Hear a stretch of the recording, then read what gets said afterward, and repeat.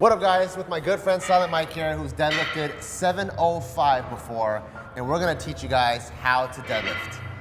What's the first step? So we're talking conventional deadlifts. I think one thing that we should talk about when we just start is that Gotta scream.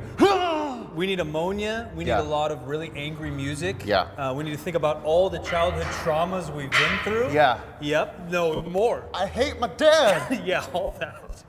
All that will really help not concentrate on what the focus is here. Okay, true. And so there's a couple things, rules or keys or strategies that everybody's gonna follow, but they're just gonna look so different.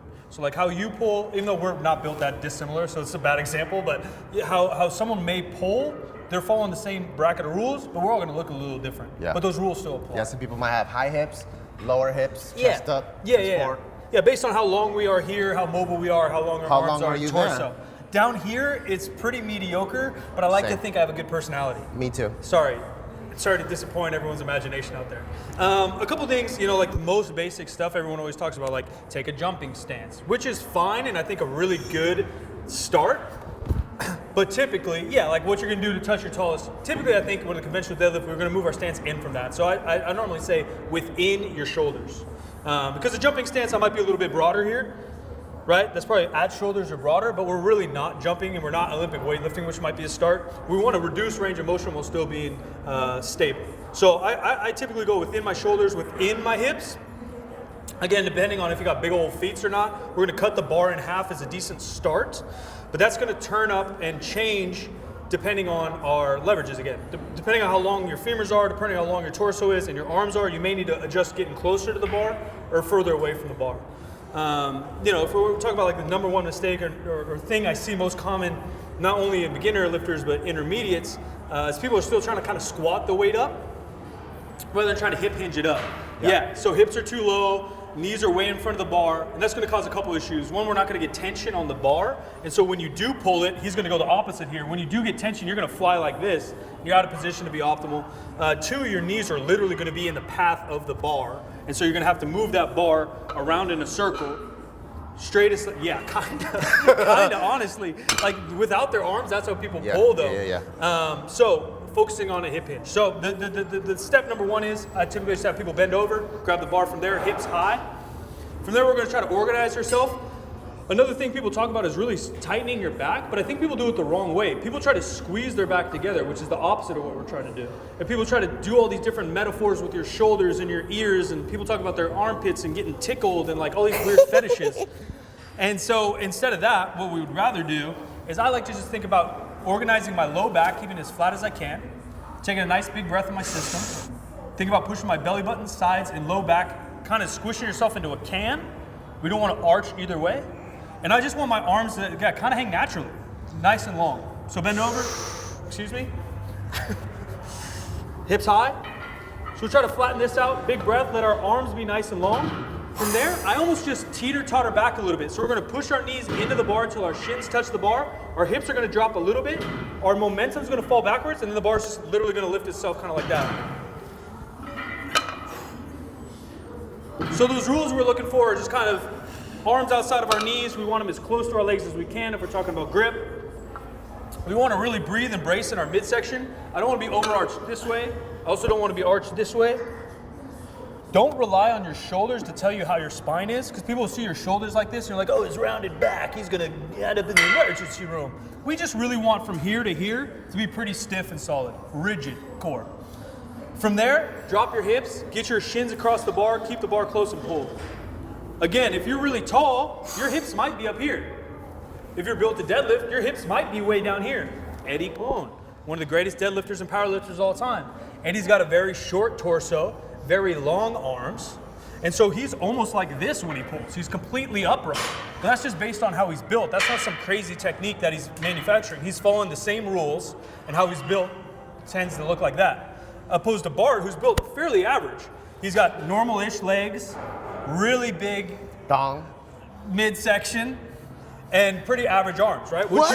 No, not the girth. We're not talking about girth. What are we talking about? The length. Oh, okay. Wouldn't you agree though? Like you're built proportionate-ish. Yeah. It's not like you have really long arms, really long torso, really long.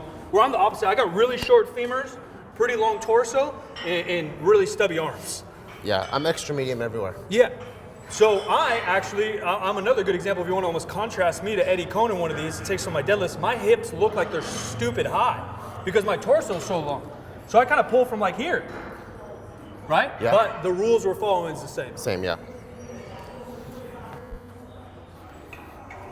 Nice big breath, bend on over at the hips. Let those arms hang long. Almost think about Stretch Armstrong, really let my arms be long. Good, drop those hips, start to fall back, get some tension on the bar and pull.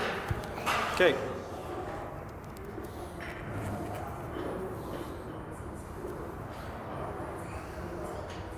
Now obviously technique's a big thing and it'll allow you to lift more weight, probably stop injury, although I think that concept is a little bit overrated. People talk about you lift a little bit bad technique, you're gonna explode your back. It's probably not gonna happen. Powerlifting is literally like by evidence data and by anecdotal data, like the safest sport you can do.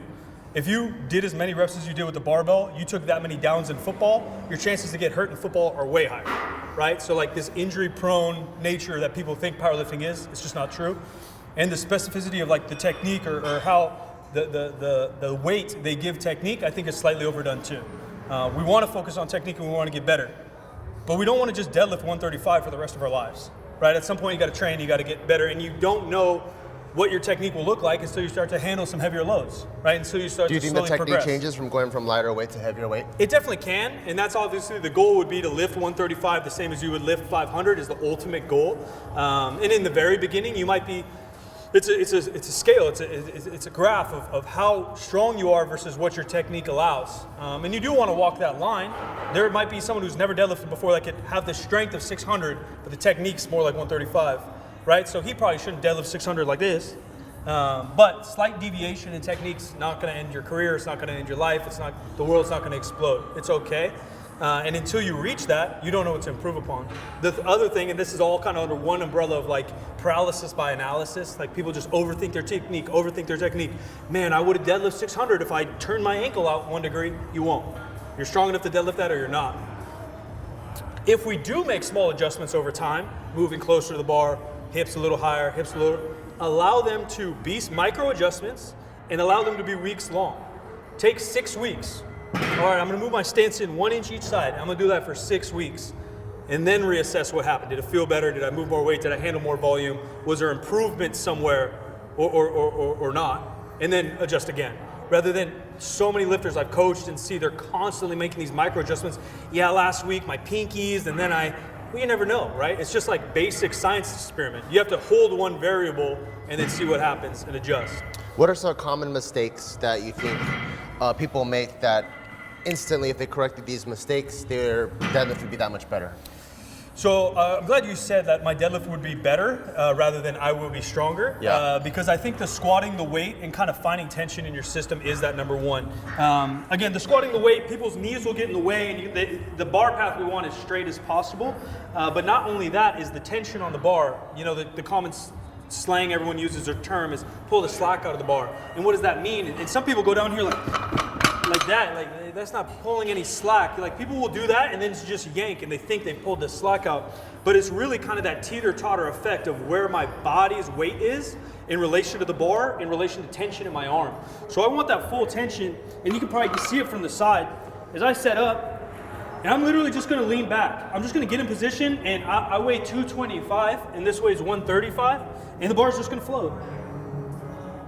That's literally it. And you can hear it pull off the ground, and you just pull. Opposed to, and with heavier weights, it's gonna feel the same, except the bar's not gonna move, right? Because I'm 225, and now we have 405. But opposed to not getting slack in there, and there's not tension in your arms, under a heavier load, you'll get down here, there's no tension, you'll pull, and then you get kicked forward, and now my hips are too high to kind of rescue or save that weight. There'll be a limit in how much you can lift purely by that. So if you go from squatting to kind of hinging or finding that tension, your deadlift will automatically get better, but the weight in the beginning may not, because you're really focusing in now on controlling the movement, putting some of the load in your hamstrings and glutes, which takes time to adjust. Because anybody, right, if you're a newish lifter, will probably jerk up 225. But if I have you hamstring kind of pull up 225, it might be more difficult. Yeah. Any other closing thoughts on mistakes that people could avoid or fix to make a better deadlift? Yeah, I think those are kind of the main two that I see most recently is still people squatting and not hinging, and then shoulder position. I think it's misconstrued how you use your lats or use your back, and people are screaming terms and meets, get tight and pick your left nose with your left finger and all these weird cues that mean nothing. I just think about keeping from kind of my armpit to my hip as rigid as I can, and then my shoulders, I almost want to just make them as long as I can.